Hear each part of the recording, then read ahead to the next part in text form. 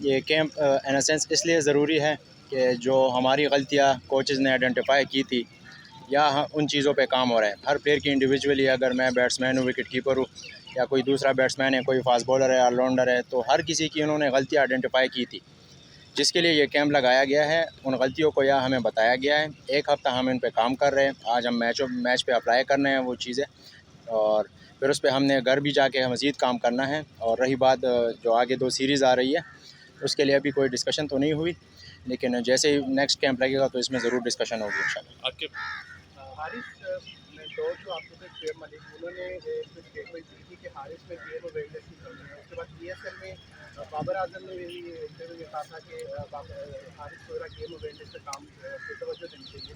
उसके हवाले से बताएं, गेम अवेयरनेस पे आपने कितना काम किया, और दूसरे बता जो कैप्टनसी का सागा चाह रहा है, आपका नाम भी जो है वो फैंस ले रहे हैं, तो एज अ कैप्टन अगर आपको कैप्टनसी ऑफर की जाती है तो इस रोल को आप कैसे देखते हैं? सर, जहाँ तक रही बात, तो शुएब भाई से मेरी बिल्कुल उधर बात भी होती रही गेम अवेयरनेस पे, और उस चीज़ को मैं इम्प्रूव करने की कोशिश कर रहा हूँ। लेकिन some time situation different demand कर रही होती है। एक प्लेयर का होता है कि वो डिफरेंट खेल रहा होता है, दूसरे प्लेयर का डिफरेंट रोल होता है। अगर आप देखें तो इस PSL में सैम बेलिंग खेल रहा था लाहौर कलंदर से, और इमाद वसीम भाई ने एक फ़ील्डर लिया होता पॉइंट पे, उसने उसको 3 बॉलों पे 3 मुसलसल रिवर्स स्वीप दिया, हालांकि फ़ील्डर भी मौजूद था। तो इसका मतलब है कि उसमें गेम अवेयरनेस नहीं है? नहीं, ये चीज़ नहीं होती। आपको जिस प्लेयर का जो गेम है वो खेलनी होती है, लेकिन आपको उसी चीज़ में बेहतरी लानी है। बिल्कुल गेम अवेयरनेस की बात होती रहती है, मैं डिस्कस भी करता रहा हूँ सीनियर प्लेयर से भी, और इस पर मैं काम भी कर रहा हूँ। ऐसी नहीं है, लास्ट सीरीज़ में आपको नज़र भी आया होगा कि कितनी गेम अवेयरनेस है। जाहिर सी बातें कोशिश करते रहते हैं। रही बात कप्तानी की, तो मुझे कोई इंटरेस्ट नहीं है कप्तानी की। जी रामत हारिस, अभी जो ये कैंप हुआ उससे पहले, ईद से पहले माइक टेसन भी यहाँ आए थे, उनके साथ भी आपकी डिस्कशन हुई है। आगे हम देख रहे हैं कि काफ़ी क्रिकेट है एशिया में, तो क्या आपको रोल दिया जा रहा है, क्या आपके साथ डिस्कस करना चाहोगे? देखिए जी, रोल तो क्लियर है।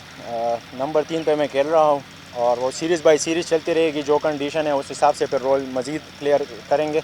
लेकिन अभी जो रिसेंटली लास्ट सीरीज़ में रोल था वो बिल्कुल क्लियर था कि तीसरे नंबर पे खेलने हैं, और जो आपकी गेम है वो खेलो। वो गेम के बारे में तो मैं नहीं बता सकता कि कैसे खेलना है, लेकिन रोल बिल्कुल क्लियर था, और वो सीरीज़ बाई सीरीज़ बातचीत कर रहे हैं। हारिस भाई, कौन सी स्पेसिफिक ला है आपकी बैटिंग में जिस पे आपने काम किया है अभी स्किल डेवलपमेंट? मैं चूँकि चक्के चौकों के लिए ज़्यादा मशहूर हूँ, और इसके अलावा मैं सिंगल डबल पे ज़्यादा फोकस कर रहा हूँ। अपने डिफेंस पे मैं ज़्यादा फोकस कर रहा हूँ, क्योंकि जितनी स्ट्रॉन्ग आपकी टेक्निक होगी, सारी चीज़ें पर आप मार सकते हैं। चक्का भी मार सकते हैं, सिंगल भी कर सकते हैं। जो मैंने बज़ाहिर कोशिश की, कोच से भी डिस्कस किया कि मैं ज़्यादातर नीचे जो मेरी क्रिकेट है उसको मैं इम्प्रूव करूँ। यानी डाउन द ग्राउंड शॉट्स हो गए, चौके उसमें हो गए, सिंगल डबल उसमें हो गए, उस पर मैंने ज़्यादा कोशिश की। हारिस भाई, वाइट बॉल में तो हम देख रहे हैं कि रेड बॉल में भी इरादा है, कुछ प्लेयर से बात हो रही है मैनेजमेंट का, देखिए आपको। जी बिल्कुल, मेरी ख़ुद भी ख्वाहिश है, और मैं ख़ुद भी इस दफ़ा खेलूँगा इंशाल्लाह। अभी जो जहाँ भी मुझे फ्री टाइम मिलेगा, फ़र्स्ट क्लास का, डोमेस्टिक का, डिपार्टमेंट से हो या रीजन से हो, मैं ज़रूर खेलूँगा। लास्ट ईयर भी मैं खेला था, और लोग टैग बहुत जल्दी लगा लेते हैं, लेकिन मैं काफ़ी अच्छा खेला हूँ लास्ट ईयर भी। 7 नंबर पे मैं खेला हूँ। मैंने 2-3 50 भी किए, 100 150 से बाले भी खेला हूँ। ऐसे नहीं कि मैं नहीं खेल सकता, मैं खेल सकता हूँ। मेरा बिल्कुल प्लान भी है इंशाल्लाह। फ़र्स्ट क्लास में कोशिश करूँगा कि अच्छा से अच्छा करूँ, तो फिर इंशाल्लाह कंसिडर होऊंगा। सर, अभी टेस्ट रेड बॉल के हवाले से कोई बात नहीं हुई। अभी ये बताया जा रहा है कि वाइट बॉल में ना डिफरेंशिएट कर रहे हैं T20 वनडे और रेड बॉल के अलग अलग प्लेयर्स। क्या अभी तक कोचेस ने आपको अपना रोल बताया हुआ कि आप T20 के लिए आपको खिलाएंगे, वनडे के लिए खिलाएंगे, या टेस्ट के लिए भी आपको, जैसे उन्होंने सवाल किया उसका आपने जवाब दे दिया, तो आपको किस फॉर्मेट के लिए उन्होंने अभी तक सिलेक्ट?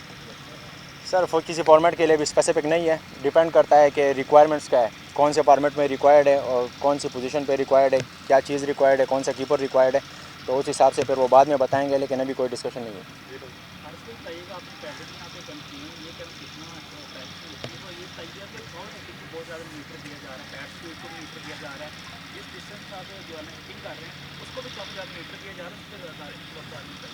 पहला सवाल सॉरी, क्या पहला कैंप? जी देखिए जी, सारे कैंप काफ़ी बेनिफिशियल होते हैं। वो डिफरेंट कैंप थे, उनमें भी सारी चीज़ों पे काम होता है। फील्डिंग हो गया, फिटनेस हो गई, बैटिंग हो गई, इसमें भी वही हो रहा है।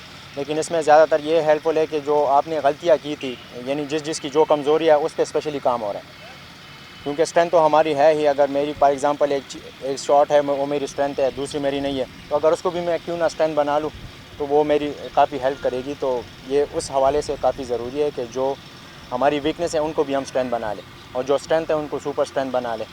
और रही बात दूसरी बैट स्पीड और उनकी, तो वो भी काफ़ी हेल्पफुल है और बहुत ज़रूरी चीज़ है। हमें भी पता चल जाता है कि कितना बैट स्पीड किस कंडीशन में रिक्वायर्ड है। पावर हिटिंग की आपने बात की, तो पावर हिटिंग बहुत ज़रूरी चीज़ है। आपको जब तक जो रज़ाक भाई के साथ हम स्पेशली काम करें वो रिवर्स स्विंग पावर हिटिंग है, यानी आखिर में जो डेथ ओवर में पावर हिटिंग रिक्वायर्ड है ना, तो उस पर हम काम कर रहे हैं। उसके लिए जब आप रज़ाक भाई से यही बात हुई कि आपकी टेक्निक हो ना तो खुद ही चक्के जाएंगे। तो मेन चीज़ हमारा है कि हम टेक्निक पे काम करें। लास्ट क्वेश्चन यूसुफ भाई। हारिस साथ हमारे कितने बिग बैश का हिस्सा बने हैं, आपका भी नाम इसमें शामिल था, कितना मिस करते हैं बिग बैश को और कितना अच्छा होगा ये कि हमारे जो साथ दोस्त हैं वहाँ पर खेलें, इसका फ़ायदा होगा पाकिस्तान को। देखिए जी, बिग बैश बहुत बड़ा लीग है दुनिया का और इसमें जाने माने पहचाने प्लेयर खेल रहे होते हैं। जितने भी हमारे प्लेयर सेलेक्ट हुए उनको गुड लक। और आपने मेरा नाम लिया तो मेरा भी फोकस नेशनल ड्यूटीज़ पे है और जितना भी आगे रिक्वायरमेंट्स है पाकिस्तान टीम के लिए, मैं उसके लिए इंशाल्लाह अच्छा परफॉर्म करने की कोशिश करूँगा। और अपॉर्चुनिटीज़ मिलती रहती है लीग्स की, जहाँ भी अपॉर्चुनिटी मिलेगी। अगर पाकिस्तान को यानी उस टाइम कोई सीरीज़ ना हुई या कैंप ना हुआ तो मैं ज़रूर जाऊँगा। अगर मुल्क की कोई सीरीज़ हुई या सम टाइम फुल अवेलेबिलिटी भी नहीं होती, ये इशू भी आता है, जहाँ मैं फुल अवेलेबल हुआ तो तब मैं खेलूँगा। बहुत शुक्रिया, थैंक यू जी।